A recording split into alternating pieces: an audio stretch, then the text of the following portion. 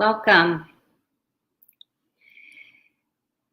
Thank you for joining us for the Intimacy for Life Method webinar. We're going to give everyone an opportunity to get notified and click on as we're now going live. Hi, I'm Dr. Shannon Roberts. I am your hostess tonight.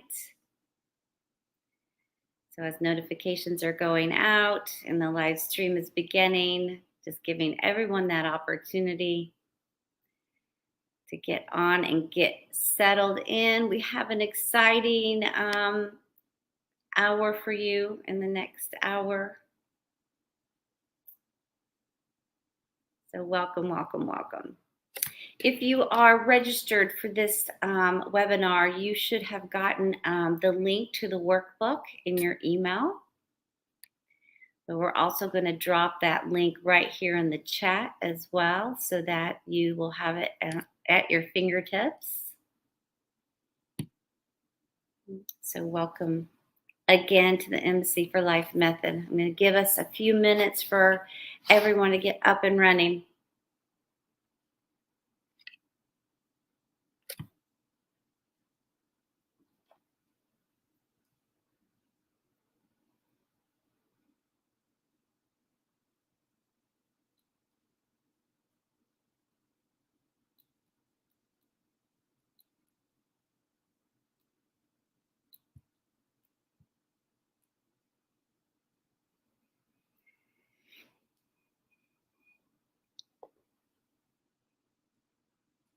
All right.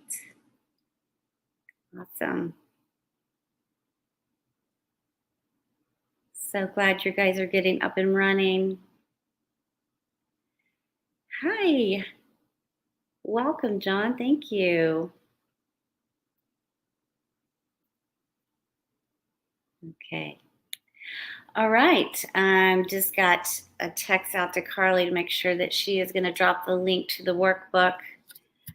Also giving you guys time that registered to be able to download that as well in your email. Awesome. All right. So I don't know exactly what all of you were interested in signing up, but we had well over 200 people express an interest in being here and listening, whether live or on the replay link. But we are so glad you're here. Maybe you are in a committed long-term relationship and or marriage, and you're saying, I think that there's going to be a little bit more. We want it all. We don't want to settle for mediocrity or vanilla. So maybe this was an enticing thing, like, how do we take our relationship to the next level? Or maybe some of you are interested in this webinar because you're thinking, okay, well, I don't even know what intimacy is, but it sounds nice. Maybe you're trying to prepare to make the good, right next decision for yourself in your relationship, or are looking for a long-term relationship and wouldn't even begin to have a clue as to how to develop it. Or maybe some of you are out there and you're saying, we had it, but I don't know exactly what happened. How did we lose it? How do we get it back? Where did it go? Why did it leave us? I don't know. There's probably a whole gamut on the continuum of why maybe this is an interesting topic for you. Obviously, as a marriage repair expert for the last 30 years, this is absolutely my heart and passion. And I love doing these webinars to give back to my community, to share the information of my lifelong work with you. So again, I'm Dr. Shannon Roberts. I am your host for this evening, and I'm so excited to get started. Okay. So what is intimacy in the first place? Well, on the most simple term, the second fill in the blank, and I'm going to get back to the first one. I like to say intimacy is into you, I see, right? Into you, I see. Into me, I see. Into us, I see. Being known and knowing by the most special person on all levels, emotionally, mentally, relationally, spiritually, and ultimately physically and sexually. And so that is one person that knows all the ins and outs of us. A lot of the world will replace the word intimacy for sex. And even though that is a small part of it, it is not the big whole picture. Because sometimes all the other aspects of being known and knowing is necessary to be there for a deepening of the experience of the whole sexuality. So the world's got it all wrong. True intimacy is at every level, it's the big picture. And listen, I have a confession to make. I am a study of human behavior. I absolutely love and adore it, especially in the area of couples. I will be out, and whether it's a restaurant or a party, a gathering, and there's couples in the room with me, I am watching. I am watching because there are couples that I can predict that are probably there that are just dating and maybe new in the relationship because they act different, they speak different. Or maybe there's relationships that I will observe that are not necessarily as close because you can tell maybe some of the tension that might be there. My heart hurts when I look at couples in maybe restaurants that are maybe supposedly out on a date or a date night, and they're not talking.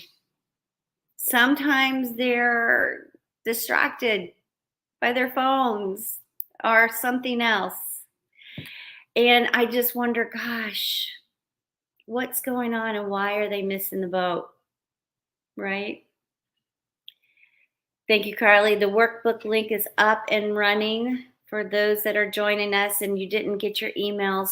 Please feel free to just go ahead and tap on that link. This is going to be our outline for the evening. But then there's those couples, and you can tell. Somehow they have it figured out.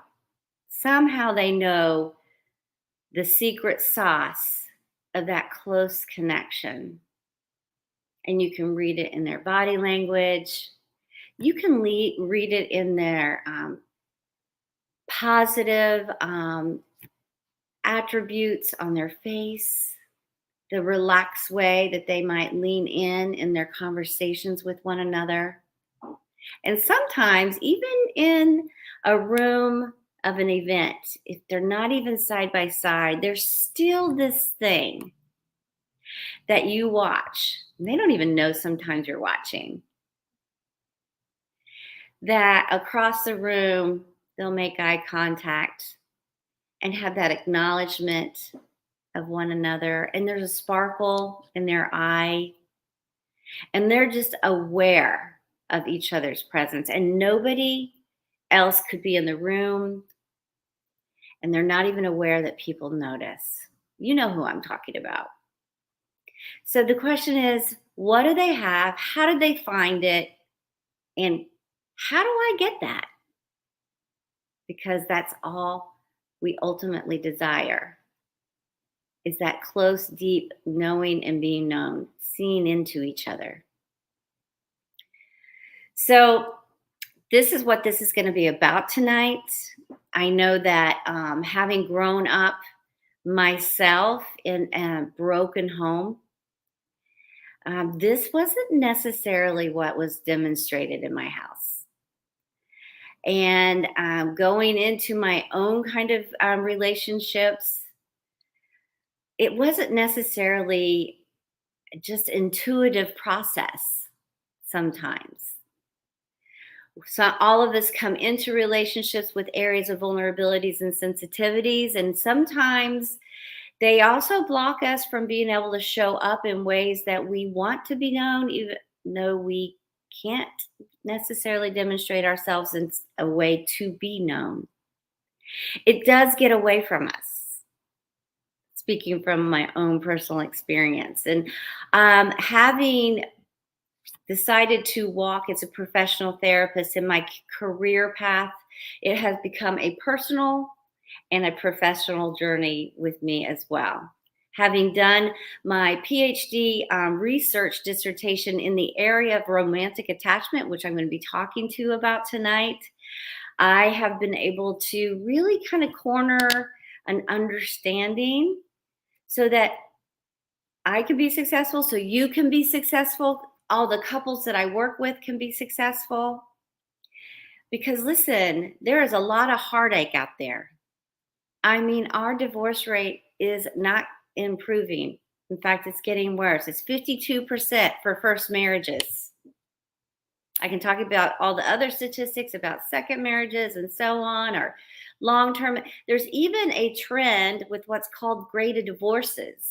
If you've never heard of the term gray divorce, it is couples that are ultimately choosing divorce after long-term marriages, 30 plus and up, because they aren't transitioning well from life stages of child rearing and empty nest. And so the trend is not necessarily to buckle down and say, we're going to figure it out. In fact, the statistics are getting higher that people are choosing after these long term marriages to join the force of the divorce. And it breaks my heart because it probably died a long time prior because they weren't doing some of the things that I'm going to be talking about tonight. So it's not going and improving in the right direction. And so my lifelong goal is to equip people with what they need to fight. And listen, if you're of faith, it's not improving in that area either. It's equally the same in the faith community with a couple of others exceptions, and I'll get to that in a moment.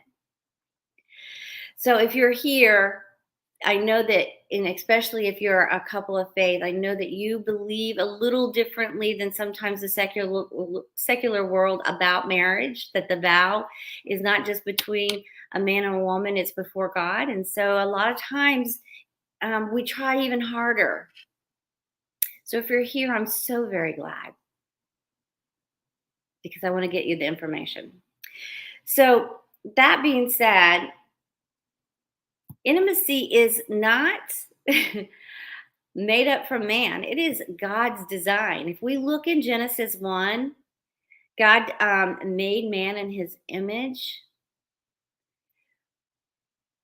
and he said it was good. In fact, he said, no, it's very good. But shortly thereafter, he said, yeah, but this is not going to be enough. Me and man together will not be enough for what is going to be in the best interest of man. And so therefore he made woman.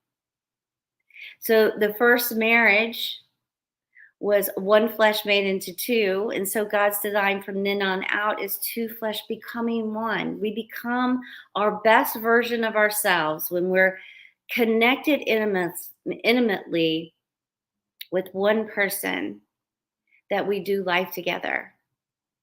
So having been in the area of a professional licensed therapist for 30 plus years, and specifically niching my expertise in the area of working with faith-based couples, ones that believe deeply in their belief systems and the way they see themselves in the world and their relationship, I specifically wanted to be able to balance my approach not only from groundedness in God's written word, the scripture, but being grounded in his spoken word, science. So if we go back to the science of what this intimate connection, God's design for marriage and committed relationships, there is a neurobiological force. We are neurobiologically hardwired for this connection, and we can see it in our research in what's called the attachment system. We're born with it. Of course, the originating one of attachment came with the very first marriage that I just mentioned in Genesis 1, but we specifically see it first and foremost between a primary caretaker and their child, their infant, throughout the whole developmental years of raising them. This attachment system ensures emotional and physical survival, protecting that bond between that primary caretaker and child and allowing for that care and comfort. We're alerted as a child when we feel a distance physically or emotionally from the person we're bonded to, and we cry out when we have needs and wants, whether it's physical needs or emotional comfort. And we're biologically wired to move towards that alert system in our children.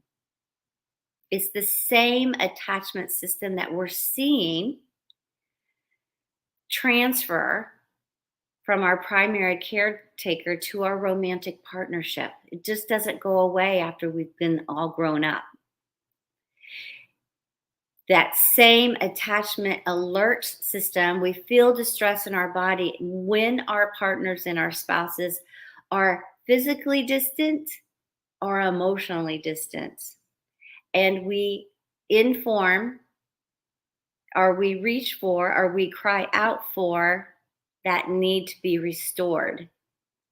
And that neurobiological system alerts us to move towards our partners in those times as well, when it's working appropriately, because it's that important in the way that God designed us. He has that same alert system for survival as we were as an infant, as we are in our romantic attachment partnership for protection and survival. So it is the thing that leaves and cleaves from our primary caretaker to our partners. It serves as the same function. It ensures the survival of the bond between spouses, to create the co-regulation of care and comfort. It's not good for man to be alone. We are our best selves when we're sure of one another. And it serves as the same function as keeping the love for the necessary emotional and physical needs being given and received. We really are hardwired to need one another. The attachment system, when working correctly in couples, creates physical and emotional safety and security, meaning we're at our most emotionally regulated self. We are not in distress when that bond is sure, when we feel safe and secure in that partnership.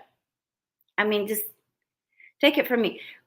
There's those mornings, maybe the night before you might have had a disagreement that hadn't been fully vetted out yet. And I call it the argument hangover from the next morning. And there's just this gnawing. We feel it physically, viscerally in our bodies. Sometimes as we go into work or try to move through our day, our focus just isn't on par. And that's because our emotional co-regulation system has been disrupted. That sureness of one another isn't there, right? So when there is safety and security, This allows for that culture of care in the marriage and relationship to form and deepen in your intimacy. That safety and security is necessary for that intimacy to breed and grow and deepen. Security allows each person to have that secure base to go out into the world, not alone, but with assurances. We become the best version of ourselves when that's present. And in that emotional safety, we can continue to feel as if we can expose ourselves mentally, emotionally, spiritually, in different kinds of ways where we don't fear rejection, we don't fear judgment, both in the ways that we expose in our good times, our celebrations, our dreams, but also sometimes in the not so great times, our fears, our insecurities, and maybe even our setbacks. So, if this is why we have been designed and how we've been designed, then why is it that intimacy is so elusive? Listen, I work with couples on the continuum. I work with couples that are pre engaged, pre married, all the way to, gosh, we've already hired 2 attorneys and we're just making sure before we sign on the dotted line, we've done everything possible. That's a big continuum. But it's really funny as I watch, ironic, not funny actually, the different kinds of couples that walk into my lobby. If there's those pre-engaged, pre-married, early newlywed couples that are just trying to make sure they have everything they need for success, they come in pretty much a little ahead of time early. They usually come in together and they're sitting right side by side in the lobby and they're kind of leaned in and a little hushed in their conversation with one another with some giggles and some laughs. And I go and get them from the lobby and they walk in and they separate, the cushions and the pillows on the couch to either side so they can sit right there in the middle, and they're like linked together with every part of them touching, and you can tell that they have these rose colored glasses on. And my job is to make sure that they know at some point it's not always going to be rose colored glasses. There are going to be times that it's going to be a little bit more difficult, and we got to make sure that they have all the necessary tools to maneuver in a way that's good and healthy, right? However, I also get those other couples that have been in maybe long term relationship distress or conflict, or are rating themselves very low on the satisfaction scale. And usually they stagger arrival time so that maybe they're not showing up at the same time having to sit in the lobby together. They're not coming in the same car. They walk in and they're usually still distracted on their phone with their eyes down. They're not making eye contact with one another. And I can cut the tension in the room. And usually they kind of pile the cushions and those pillows in the middle of the couch so that they can sit on opposite sides, not really even speaking, waiting for me to take lead and not looking at each other. And you can tell just the way that they sit that it is not a comfortable moment for them. And I think to myself, so what is it? I know for a fact that when those people were at the altar, they had chosen this person for the rest of their life. Out of all the people they could have chosen, they said, "You're the one for me." And I can't imagine a time that I wouldn't be wanting to show up, trying to make the other one happy. And even though they signed a marriage license, their vows were very vulnerable. They were willing, there was a want to, and that's sometimes not what I see in the room in those high conflict, high distress relationships. The want to has left the building. They don't have a desire to want to show up a lot of times for the other person. And it's sometimes as if one is wanting it more than the other even wants it. It's a hard moment. So, what happens if this is what we're supposed to be our best versions in? What happens to that want to moment where we are closely connected, we are highly desirous, and we are giving those willing vows at one point? Well, just like everything in life, if we are not paying close attention and we are not keeping the pulse in some areas of this relationship, like everything else in life, we are in a state of erosion if we don't intentionally maintain it well, or we don't even understand how the outcome can look.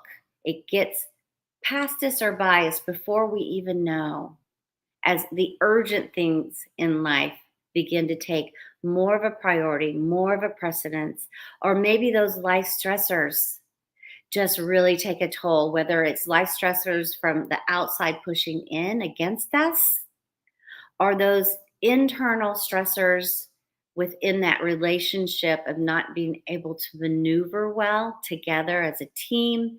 So, those are the stressors that push against. And when we don't take the moment in time to really get in there and maintain it well, natural erosion can occur before we even know it. Couples come in on an average of 4 to 7 years. The research says, and my experience reveals, that 4 to 7 years when they probably had thought about needing to get some outside professional help, talked about it, maybe even had researched it, came in and then out of a crisis, a 2 or 3, or just didn't have the time or the ability to provide it the necessary attention in those moments. And so they come 7 or so years later, meaning that they have been in this downhill decline for a while. And what we're seeing is in those moments that want to has shifted. So they're not showing up in the relationship in the way that they had started or they desired to or knew or didn't know how to do. And so these attributes and rhythms of mature love that maintain the safety and security of that attachment is gone. And so therefore, when those attributes and rhythms are not there that maintain it, this is what ensures the development and the deepening of the intimacy and that mature love, and it creates intimacy across the board. And these rhythms can predict sustained relationship satisfaction, or the absence of them can predict relationship dissatisfaction, and longevity of that relationship is cut short a lot of times. So let's get into it. If it's that important that we maintain these rhythms, what are the rhythms? Well, first and foremost, that emotional co-regulation system where we are engaging people in life emotionally is the first thing that we need to start with. And it's such a big category that I've broken it down into 3 kinds of areas.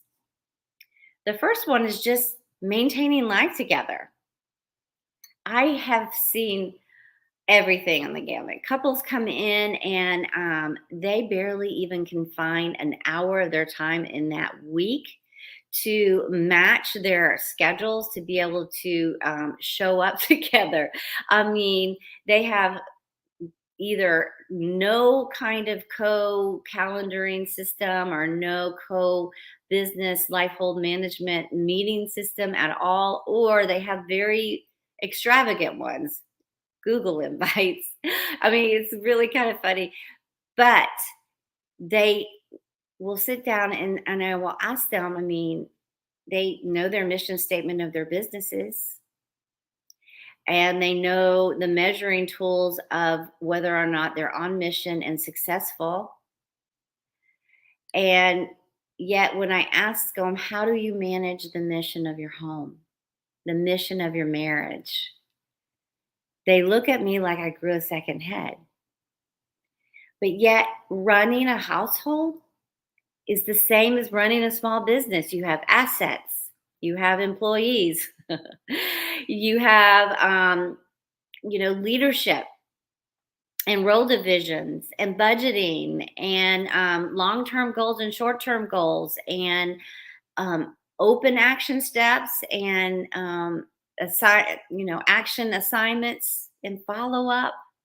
But yet they never sit down and discuss these, whether it's finances or calendaring or parenting or um, life goals and dreams or vacations or all of these things that we do life together and manage together, but yet there's not an identified time where we're actually addressing how we're going to get there or a measurement of how well we're doing.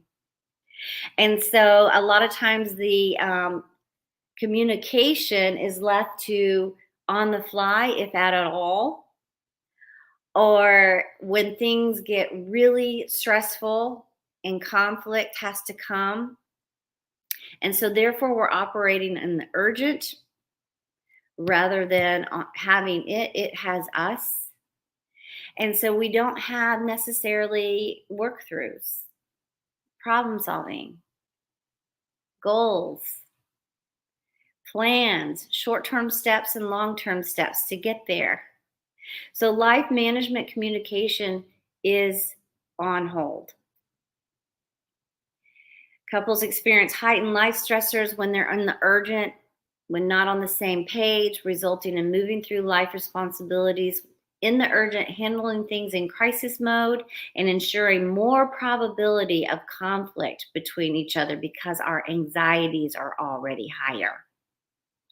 I have really seen a heightened um, anxiousness in couples over the last 3 or 4 years from what we've been walking through,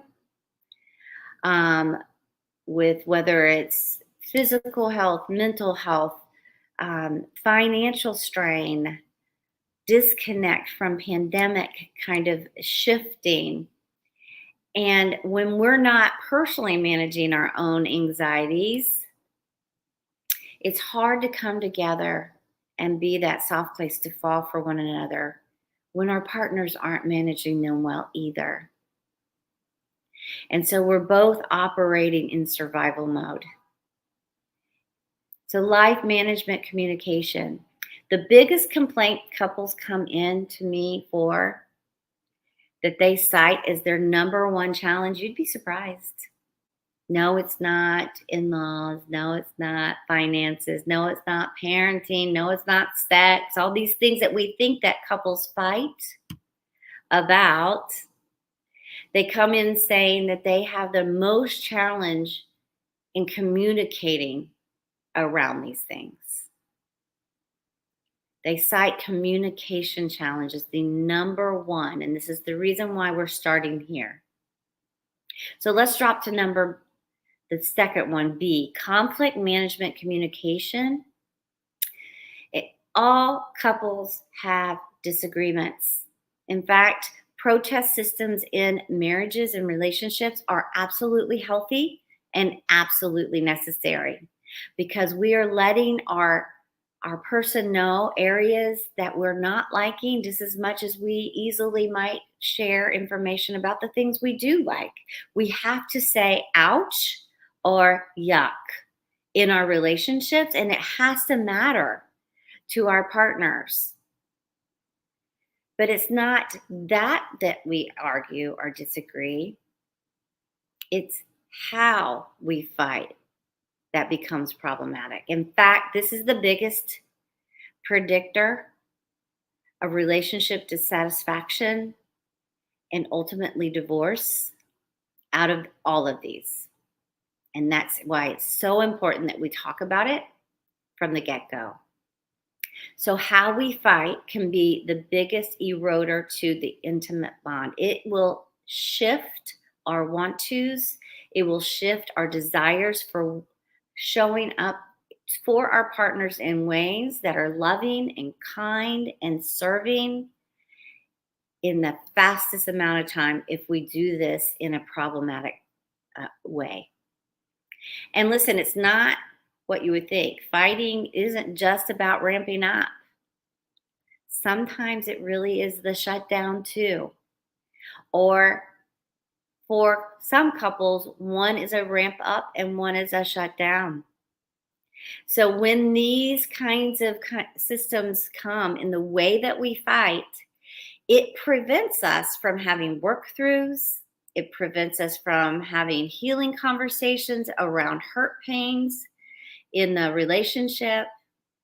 And we can't ever get to the place of problem solving and reconnection again when these kinds of fight cycles show up in the relationship.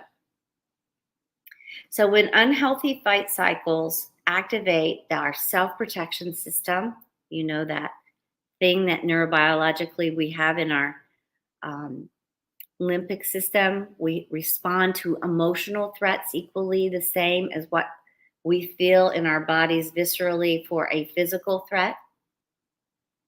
When we're scared, our emotional threat system also activates and we go into fight, flight, or freeze, resulting in us moving to self-protection from our romantic partner. It's a natural biologically driven thing when we're in that unhealthy fight cycle that we feel we need to emotionally protect ourselves from the very person that supposedly is supposed to make us feel safe and secure. It's a counterintuitive thing, but it's real and it's biological. And we move into self-protection. We either ramp up, move away, or shut down. And we perceive this difficult moment from our partner in ways that also activate us.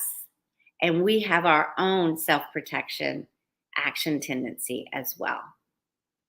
And this cycle is a neural pathway that a lot of couples will have walked and argued through and been activated in for a number of years before they get to me. And so we're eradicating and creating new neural pathways in those moments where we feel that neural, visceral gut thing in our stomach and our chest when we're not sure of our partner, when they don't seem as if they're safe and secure or there for us. So again, this fight cycle will prevent work throughs of problems and healing of our hurts or our offenses in the relationship. And again, this is the biggest predictor of divorce and can ultimately stop all other intimacy activities that I'm about to go through. So in the cycles that in the very beginning in the program, when I work with my couples, we start right here. Because I know that if I just ask them to start showing up for each other in different kinds of ways that I'm going to be talking to you about in a moment, I haven't shifted the emotional safety and security back yet. And I haven't gotten their want to buy in again. So we have to start with the fight cycle. We map it out. We understand it. We go back with family of origin to understand maybe what we've brought in with our own attachment systems, our own attachment vulnerabilities and insecurities, and how that shows up in the relationship.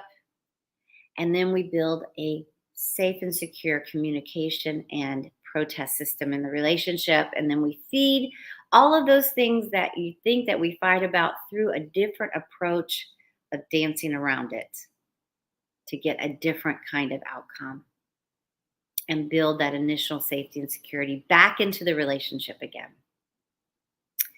And lastly, in emotional engagement, that means that we can also deepen that vulnerable sharing communication outside of just business as planned discussion, going over the details of our lives, checking in with getting caught up. Outside of us navigating conflict is also where we can sit and be known in a deeper kind of way. Vulnerability involves risk of exposure, disclose where we disclose parts of ourselves others don't know, of our inner thoughts, emotions, fears, hopes, and longings. And that's just to name a few. Where we take risk of being known by exposing. That's one of the reasons why my new book is called Naked and Exposed, Learning to Love Well, using the Intimacy for Life method in your marriage. You can get it on Amazon. It goes through in detail what I am presenting in this webinar in a very, very highlighted kind of format. But vulnerable sharing is what we're learning in our research is that vulnerability will breed vulnerability. So when one takes a risk, the other one will take a risk. And we're also learning in our research is that vulnerability met with empathy is what is necessary for emotional healing. So if we take a risk in exposing areas of pain and our partner is able to be there in ways that are empathetic, then that is the necessary diatribe, the necessary ingredients that will bring an emotional healing and a shift in the relationship. And so when I work with couples, when I get this kind of cycle down and their want-to shifts and we're deepening vulnerable engagement, then we begin having these healing conversations of past pain points in the relationship. So let's move on because I promised I was only going to take an hour of your time to shared recreational and leisure partnerships. A lot of times, women want more emotional engagement, but men want a recreational partner. They build intimacy through shared experiences and warmth and fun. They like to have their partners interested in exploring and being adventuresome, going out and conquering the world together in some kind of joint interest or hobby, and experiencing each other in a different kind of way. Because listen, running a household sometimes isn't all that fun. And life stressors and management of those and conflict isn't all that fun. And we need something that counterbalances it. And these partners who used to enjoy planning for dates and getting together and looking towards, an activity that they enjoy doing together, this is slowly lost. It's crowded out by the urgent and sometimes the necessary. And our sliver of leisure opportunity or financial, discretionary funding or even time away from the responsibilities of life and parenting and family life gets very small. And couples don't realize how much stress relief comes in just being away from all of that and being able to laugh again and remember what fun you used to have and the reason that you looked forward to enjoying each other's company prior. Carved in time to play together allows for fun, laughter, and warmth. And what the research says, whether that's just short snippets here and there that we actually think about, anticipate, plan for, research, whether that's getaways or retreats or vacations, that the anticipation, planning, and research is equally as rewarding as the participation in the activity itself. And when we have this built in on a regular basis and we have these things to look forward to, these interests that we talk about and plan for and anticipate, this is the thing that counterbalances the stresses in life. And we need both a good stress management and also the life relief recreational fun. Both. Number 3, we also need that spiritual connection. Shared purpose and meaning activities where we know that we can do together something greater than what we would be able to do on our own. That we come together in something that's deeply spiritually connecting, of doing something together, whether that's shared worship, shared serving, shared giving, whether it's a passion towards a cause or a population of people or events or circumstance that share a greater good, that together we find that connection where we are showing up with a shared meaning and purpose. These couples fare very well. These are the outward branding of the us that represent an inward shared belief and passion system. And so they've connected on a spiritual level, and it's the outward expression of it. Spiritual intimacy can be found in so many kinds of different ways. And it's really exciting when we get to this portion of the program that I work with couples in, as they really start exploring that and what the options are and how it comes out. A lot of them obviously feel like their shared purpose and meaning is having, children and raising a family in a certain kind of way. And so sometimes getting back on that task and getting back on that same page and getting actually a life plan where there's not shooting from the hip and really honing in on that mission and making sure that it will also stand the test of time as they transition out of hands-on approach and empty nest. And lastly, but not leastly, that physical affection practices. And this is a whole continuum, ranging from, a hug of reassurance or a goodbye hello, all the way through deep sexual intimacy of mutual fulfillment. And this erodes the fastest. This is the thing that gets gone quickest when there is a deep-seated lack of conflict management. We aren't reaching for each other for care, comfort, consoling, cuddling. We aren't reaching for each other for getting our physical and sexual needs, or wanting to serve in this arena of expressing our inward love and desire for one another in an outward expressive kind of way. And the rhythms of celebrating a re-entry of a person into our home, or ensuring as the exit of one of our loved ones as they leave with hellos, goodbyes, kisses, and hugs, are no longer a part of our rhythm. And so a lot of times I hear couples say, gosh, I feel really alone in my marriage.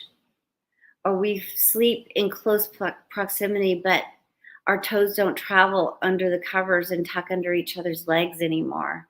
Or it's been so long, now it just seems awkward to even reach just for an embrace. Or I hear couples say, gosh, in the beginning, we just couldn't keep our hands off each other. Now it's, we can kind of take it or leave it. Or this is the age old one. I love my partner. I just don't feel in love with my partner anymore. Because we underestimate the power of physical touch. You think about this attachment system and how it co-regulates even our infants when they're crying. What's the first thing we do? We reach and we pull them in and for care and comfort. And we settle them through the power of our touch and presence, and they feel it, and their little emotional system is regulated through ours.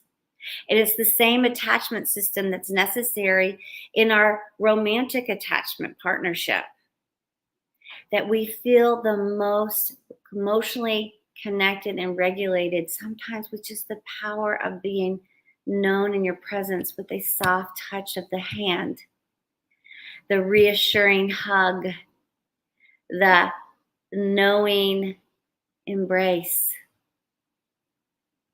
Because reaching for one another for care, comfort, and connection are the basic building blocks that lead us to safety and security, that regulate us in our emotions, that allows us to drop into that romantic, passionate sexual intimacy, and that allows us to be grounded in the moment with that person, drowning out the outside world and the life stressors so that we are able to activate our arousal systems. There's a lot about sometimes that broken sexual intimacy piece that the webinar would never allow us to go into deep discussion about, because it is a really painful thing for a lot of couples to get to this place to have to really work through some really, maybe some physical, but a lot of emotional hurdles to get back here. And it's one of the last things we begin to address so that we can make sure that we've built all of those other rhythms and attributes of the relationship so that we can get to this very personal, very fragile, very sensitive place to rebuild this as well. But what I want to offer you out there, for whatever reason or whatever circumstances you are in, it absolutely can work. And I'm here to tell you this because I offer this free webinar so that you will have the information that you can run with it and begin talking through, how do we do these things different? How do we put these back into place? How do we find a lean in and a want to again? How can I show up safe for you, and how can you show up safe for me again? Or how do we build that in the first place foundationally? So I offer this information. This is the map. And a lot of you will take this and you'll run with it. Congratulations. It is mine offering to you, and it's my honor. But a lot of you are saying, well, Dr. Shannon, I don't know if we're going to be able to get there on our own, especially with that conflict cycle thing. If that's the first one we need to address before we can kind of really develop some of the want tos to get to the other areas, we're going to get stuck right away. I know, I get it. This is what I do, and I'm passionate about it. And I want you to be that couple in the room. I really do. I want other people to see the light and the gleam in your eyes and want it for themselves.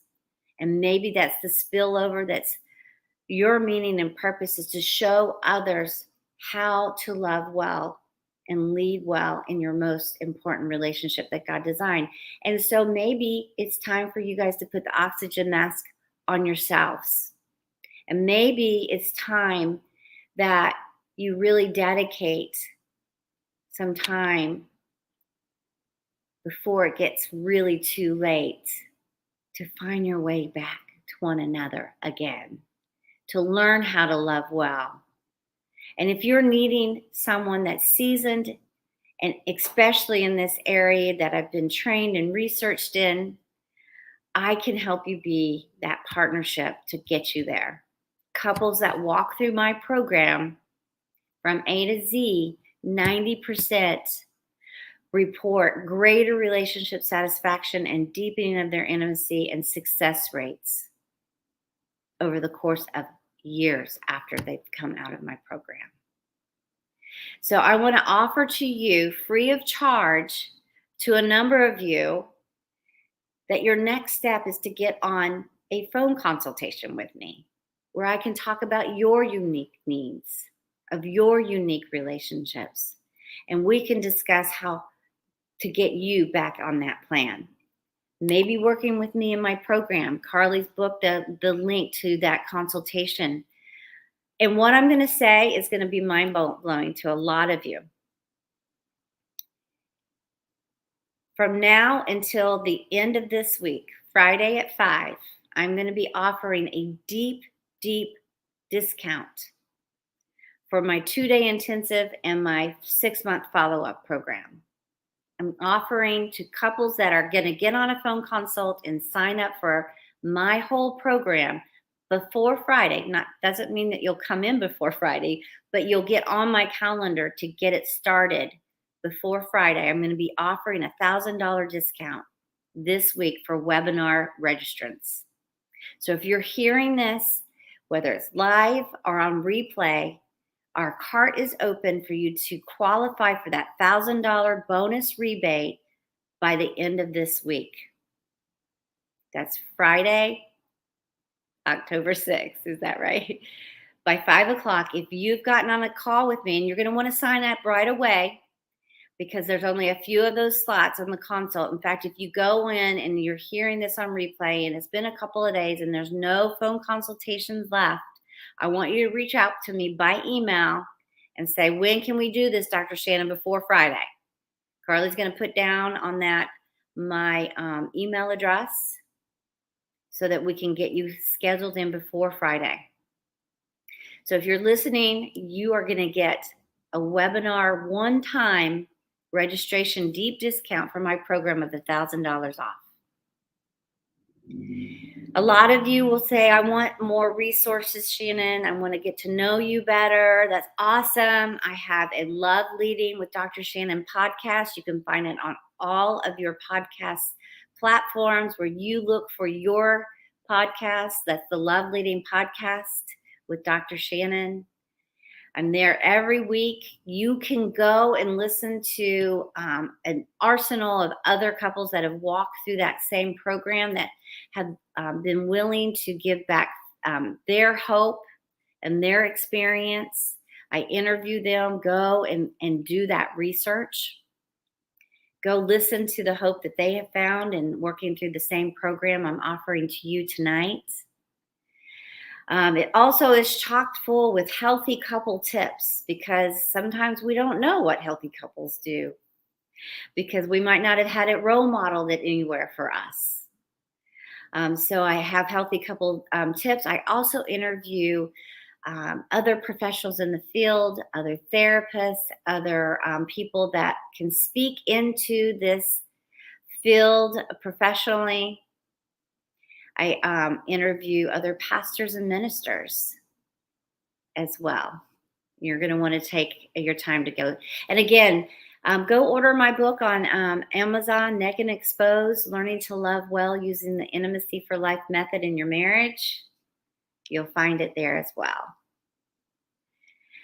I have a couple of other things coming up. If you are listening to this particular webinar and you are a professional therapist of some kind and you're just wondering how you can partner with me, maybe you work with individuals and not couples. Maybe your couples are past the conflict point where you want to join with me where I work and then transfer back. Maybe you have a couple and you want to know more information about the unique culture of Christian couples, then you would want to sign up for my therapist to therapist partnership webinar that's coming up in a couple of weeks. You can go to shannonrobertscounseling.com/partnership to be able to sign up for that webinar where I give all the research from my dissertation on what a the cultural sensitivity of working with Christian couples. And there's that link on the screen. And if you are here as a pastor or a ministry leader or a priest or a mentor of marriages, then you have a webinar coming up soon too. And you can sign up and register for that. And we can talk through your unique challenges in working and when to come beside a professional such as myself when you are broadening the team of support. And so you're going to want to register for that. And that there is your link, shannonrobertscounseling.com/partnership. So it's been my honor and my joy to be sharing with you guys tonight. Please take this information, go put it into practice, learning to love well in your most important relationship. And again, I look forward to your questions and comments. I will get back to you. You have my email address. And I am also looking forward to meeting you uniquely because the 40% effectiveness of counseling is finding the right fit. I offer this free 30-minute phone consultation with myself to hear and be able to make unique plans from your relationship on how you can move forward. So with that being said, wow, I made it. It's the end. So book your consultation. I look forward to seeing you. Go and love well, guys. Thank you. Good night.